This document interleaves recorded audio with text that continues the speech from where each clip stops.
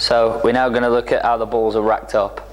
So they're actually set up in the same order as English pool would be. So you've effectively got the two stripes at the top and then the two solids in the same place as it would be at world rules or black ball rules. Obviously the only difference being it's spots and stripes instead of reds and yellows.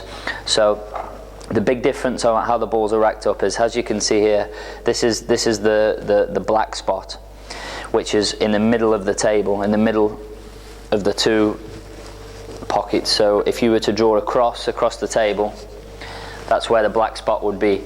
At English pool, the black would actually go on the black spot like this.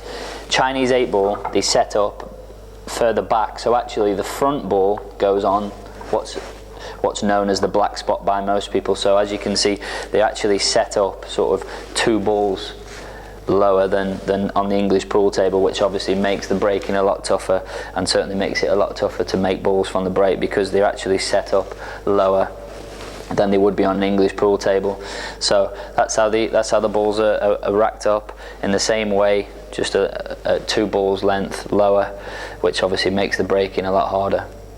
So on the live stream of the Masters, they were using a different type of, it wasn't like a normal triangle. What was it they were using?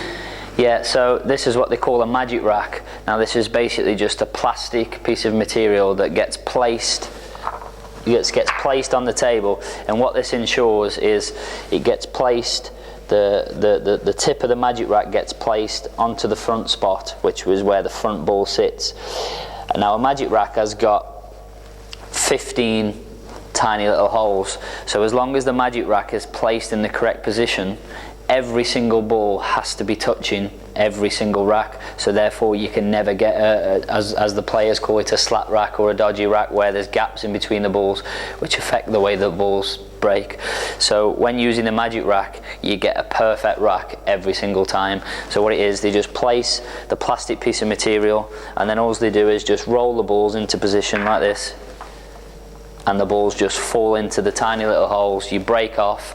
Once you've broken off, the ref then just removes the magic rack, and then you carry on as normal. But it guarantees that both players get the same rack every single time.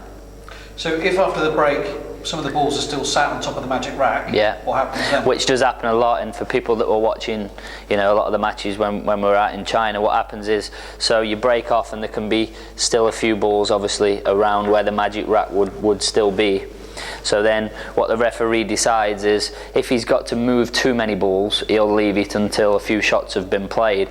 But if there's just maybe these 2 balls that are on the magic rack, what he'll do is he'll get his marker, mark the balls out the way with his marker, remove the magic rack, and then just replace the balls where they were, which, you know, only takes a few seconds. Now this might sound like a little bit of a long process after the break, but to the top players, you know, it's huge, because you're guaranteed a perfect rack every single time. The balls are always in the same place and the balls are always touching, which is fair because it's always the same for both players.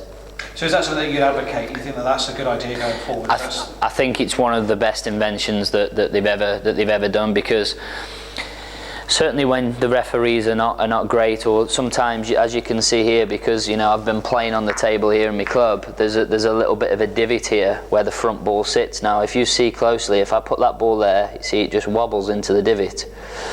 So therefore, when there's a divot, it's hard sometimes to get all the balls touching. Now if the balls are not touching, you don't get the perfect break. With the magic rack, you're guaranteed to get every single ball touching every single time, so therefore both players are guaranteed the exact same break off every time. So I think it's a great invention, and obviously can only really be used when there's referees, because they have to sometimes mark the balls and, you know, make sure that the magic rack, the front piece is in the perfect place. But other than that, I think it's the best invention.